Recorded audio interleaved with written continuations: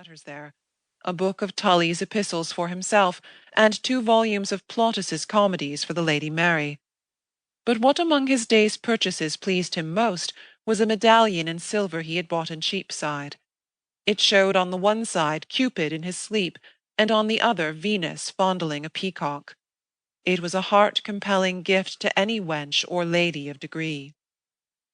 He puckered up his deprecatory and comical lips as he imagined that medal would purchase him the right to sigh dolorously in front of whatever stomacher it finally adorned. He could pour out odes in the learned tongue for the space of a week, a day, or an afternoon, according to the rank, the kindness, or the patience of the recipient. Something invisible and harsh touched his cheek. It might have been snow or hail. He turned his thin, cunning face to the clouds, and they threatened a downpour. They raced along like scarves of vapour, so low that you might have thought of touching them if you stood on tiptoe. If he went to Westminster Hall to find Judge Combers, he would finally get his belly well filled, but his back wet to the bone. At the corner of the next hedge was the wicket-gate of old Master Grocer Badge. There the magister would find at least a piece of bread, some salt, and warmed mead. Judge Combers' wife was easy and bounteous, but old John Badge's daughter was a fair and dainty morsel.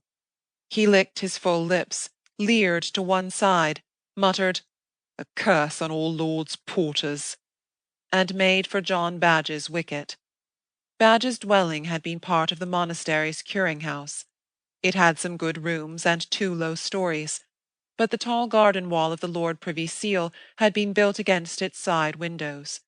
It had been done without word or warning. Suddenly workmen had pulled down old Badge's pigeon-house, set it up 20 yards further in, marked out a line and set up this high wall that pressed so hard against the house-end that there was barely room for a man to squeeze between. The wall ran for half a mile, and had swallowed the ground of 20 small householders. But never a word of complaint had reached the ears of the Privy Seal other than through his spies. It was, however, old Badge's ceaseless grief. He had talked of it without interlude for 2 years. The Badges' room, their house-place, was fair-sized, but so low-ceiled that it appeared long, dark, and mysterious in the winter light.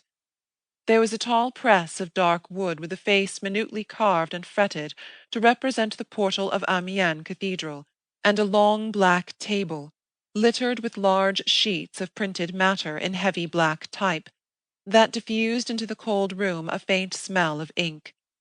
The old man sat quavering in the ingle. The light of the low fire glimmered on his silver hair, on his black square cap 2 generations old, and in his old eyes that had seen 3 generations of changes, it twinkled starrily as if they were spinning round. In the cock forward of his shaven chin, and the settling down of his head onto his shoulders, there was a suggestion of sinister and sardonic malice. He was muttering at his son. "A stiff neck that knows no bending God shall break one day." His son, square, dark, with his sleeves rolled up showing immense muscles developed at the levers of his presses, bent his black beard and frowned his heavy brows above his printings. "Doubtless God shall break his engine when its work is done," he muttered. "You call Privy Seal God's engine?" the old man quavered ironically. "Thomas Cromwell is a brewer's drunken son. I know them that have seen him in the stocks at Putney not 30 years ago." The printer set 2 proofs side by side on the table and frowningly compared them, shaking his head. "He is the flail of the monks," he said abstractedly. "They would have burned me and thousands more but for him. Ay, and he has put up a fine wall where my arbour stood." The printer took a chalk from behind his ear and made a score down his page. "A wall," he muttered. "My Lord Privy Seal hath set up a wall against priestcraft all round these kingdoms." "Therefore you would have him welcome to 40 feet of my garden?" the old man drawled. "He pulls down other folks' crucifixes and sets up his own walls with other folks' blood for mortar." The printer said darkly, "Papists' blood." The old man pulled his nose.